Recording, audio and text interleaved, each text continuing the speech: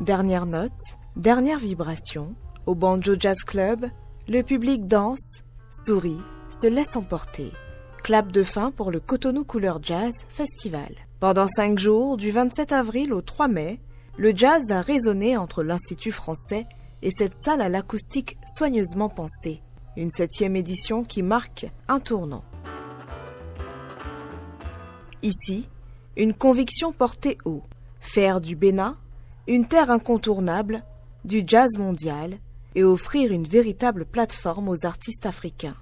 Premier à monter sur scène dimanche soir, le Yacouba Trio, mené par David Yacouba, Jacob, bassiste du mythique groupe Trust, un jazz inspiré des années 60, teinté d'influences du monde. Deuxième groupe, direction le Burkina Faso. Bill Aka Kora et sa Django Music enflamment la scène. Un mélange puissant de rythmes Kassena, de jazz, de rock et de blues.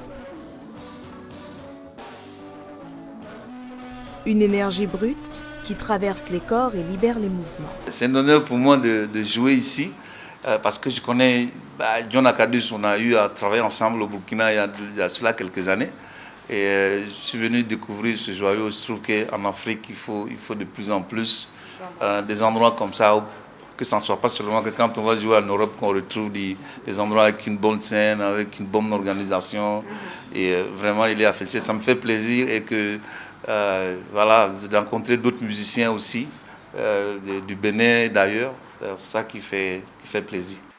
Dans la foule, certains sont là chaque soir. D'autres découvrent, mais tous vibrent à l'unisson. Je suis content, comblé, surtout pour ce soir, ce que j'ai vu tout à l'heure. J'ai vu de la musique africaine sonner. J'étais tellement fier de moi-même. Et ça m'a réconforté dans ma démarche de mettre plus de la lumière sur cette musique-là qui est en réalité notre identité. Pour clôturer en beauté cette soirée, une voix féminine habituée des scènes béninoises, Gracia la diva. Puissance vocale, présence scénique, elle navigue entre jazz, soul, blues et afro.